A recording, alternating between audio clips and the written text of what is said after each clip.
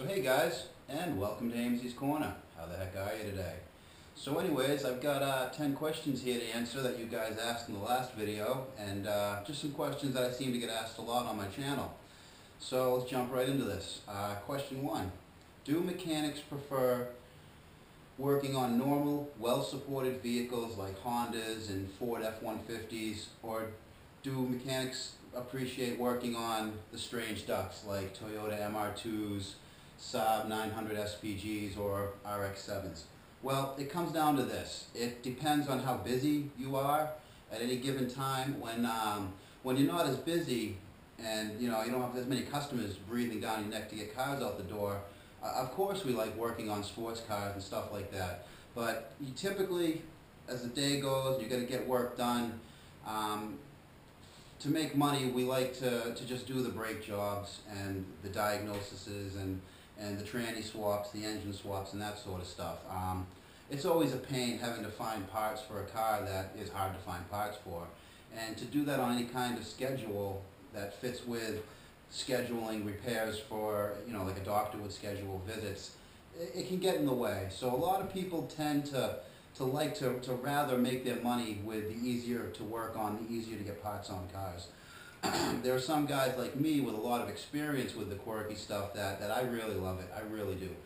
If it was up to me, I would do nothing but working on Saab Sonnets, working on Saab 9000s, the muscle cars stuff. I'd just do that if I had a choice, but ultimately you got to pay the bills, you got to come to work every day, so it kind of goes either way. I guess it depends on the day, it depends on the shop, it depends on what's going on, but I like working on RX-7s, I like that kind of stuff. Question 2, how do you find a trustworthy tech? Boy, that's the million-dollar question right there, huh? How do you find a good doctor? How do you find a good dentist? Word of mouth. Comes down to word of mouth. That's probably the best way. Ask your family, ask your coworkers who they go to. Another thing, this is the internet age, this is the computer age. Just if you want to go to a garage that's close to you and you want to see if they're good, just Google search it, and there will be, reviews, good or bad. Another thing is just like a restaurant. If the place is always packed, there's always a lot of people going there, well, there's a reason they're going there. Just like a bad restaurant with bad food. Won't have any customers. You don't want to go to a restaurant that isn't busy. So same thing carries to finding a mechanic. Just ask around. Do a little homework. Number 3, how do I get the most repair for my money? Now, that's another good question.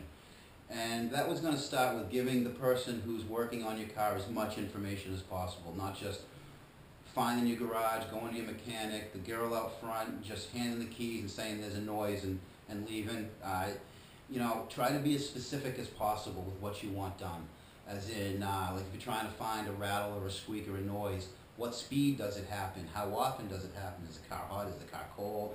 Turning left, turning right? These are all clues that'll let the mechanic spend less time figuring out what's wrong with the car and more time making what's wrong with it right. So you want the most money from your repair, give as much information as you can. We don't mind getting a big handwritten list of what you think's wrong with it, because there's clues in that. You're the person who's driving your car. You know what it's supposed to do and what it's not supposed to do.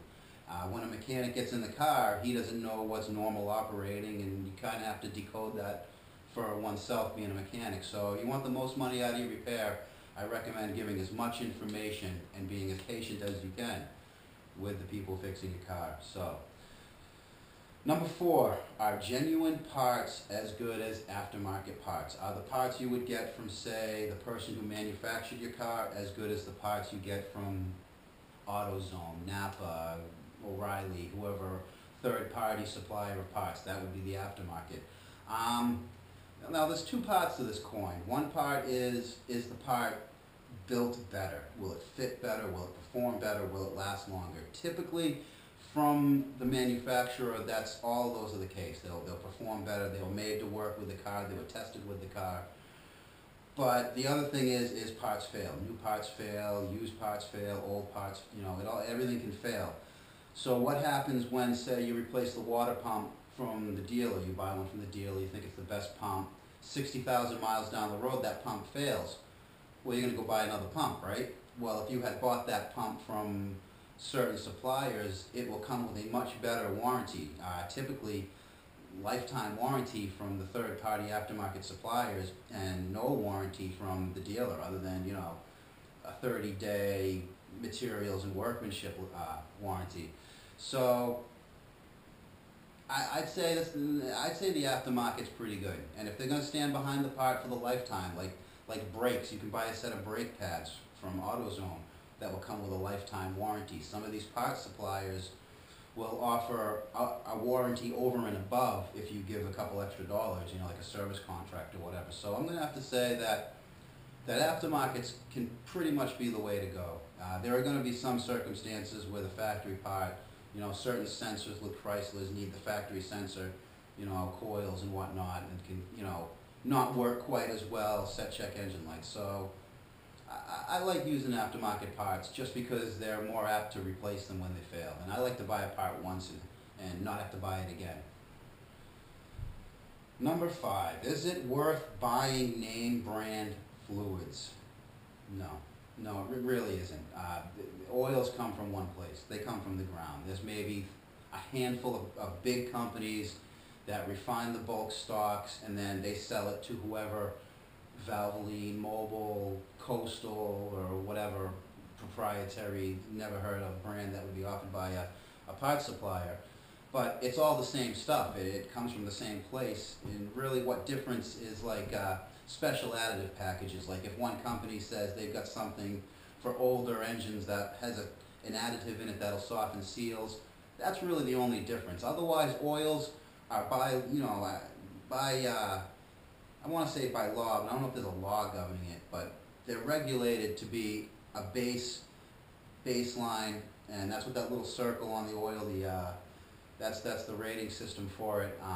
I'm not going to get into how that works. That's a topic for another video. But really, any oil you buy from any name brand, you like everything else, you're paying for the name. Oil is oil to a point, other than specific additive packages in it. So you can save some money by not buying Mobil 1 synthetic, but buying a lower company synthetic. Chances are it's the same base product with a few more ingredients from the Mobil, which in the grand scheme of things, engine wear really isn't an issue nowadays like it was in the past. So not really worth the money. Number 6, this one's a personal one to me. My most favorite car that I have ever owned. Hands down, I know what you guys are thinking, but it's not. Hands down was a 1990 Mazda Miata. It was actually the first car I ever owned. I worked at a Mazda dealer, and we had a car come in that was pretty beat up. Didn't have a lot of miles, under 80,000 miles, but the transmission was locked up, the brakes were metal, worn right out. There was a couple dents here and there. And the guy didn't want to fix it. The bill was more than the car was worth. So he asked the service writer at the time, you know anybody that'd be interested? And the service writer said, yes I do, came right out and got me. I went up to the front office. The guy looks at me and says, hey, you interested in my Miata? I said, yeah, I'm interested in it. I think I could do something with that. And no lie, he asked me, how much money is in your wallet? Open up my wallet, I had like, I think it was like 70 bucks. And he's like, sold. First car, the best car I ever owned. I actually like I said, I was working for Mazda, so I was able to do all sorts of upgrades, all sorts of parts for most of the stuff for free, just broken stuff off of other cars. We would have like recalls. Back in the day when the 6-speed Miata first came out, there was a recall in the clutch where we took a perfectly good clutch and we were supposed to just throw it away. And I put that, that free clutch in my car. I was also the first person, I believe, in America to put a 6-speed transmission in a first-gen Miata. But we'll get into that story another time. Number 7, does my Saab 9000 smell like crayons? Yeah, that's a question. And yes it does smell like crayons on a warm day. There's just something about the carpeting and the padding under the carpet that has a very distinct but comforting smell. When you've been out on a hiking or a long canoe trip or a long day at work and you get in your car and you smell that smell of your car, yeah, it smells like crayons. And it's not the only 9000 I've had that had that smell. My first one was a 93 and it actually smelled like chalk and crayons. But hey, little idiosyncrasies of those Saabs that I love. Number 8, how is my burned hand doing? Well, good question. I'm glad you remember that, because I actually almost forgot about it. I had a pretty bad burn, second-degree burn on my hand from some exhaust work I was doing. And if you look back on one of my older videos, I think one that has a good picture of it is the Electric Road Datsun. So look at the Electric Road Datsun video, and you'll see it. It was pretty ugly, but it took about 3 weeks, and it was 100%. And now it's like it never happened. Number 9, are there any Svenska Aeroplan prints left?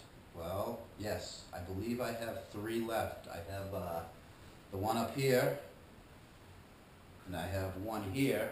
These are the Svenska Aeroplan prints from that piece of artwork that my roommate artist made for me. And you guys, I want to give them to you guys. I'd like to give them to people that have YouTube channels that can maybe have them as a little Easter egg behind them or whatever. So if you want one, I'll send you one. Just we'll figure out how to get the contact information to me, and I'll send it to you. Like I said, I got a couple left, and I'd like to have them go out to people that would really enjoy them. That's the print right there. Nothing fancy, but it looks real good in the frame. Number 10, and the last question. What does keep it out of the cabbage mean? Now, some of you know what that means. It's just, it means basically keep it on the road. You know, don't lose control, don't go off the road, don't crash, because what's on the side of the road? You got the greens, you got the cabbage. I actually stole that saying from One Pug Life, a video he had quite a while ago now, where he was with somebody from America, went up to where his place, and they rolled a Mini Cooper into the cabbage up there, and that's where I took that from. And I actually sent Pug a scan tool, one of my old scan tools, and that's kind of my way of paying for keeping it out of the cabbage. Well, anyways, guys, that was 10 pretty good questions, but I know you guys got a lot more. So ask some questions down in the comments, and we'll get them up on the list for next week. So anyways, guys, now that you know what it means, keep it out of the cabbage.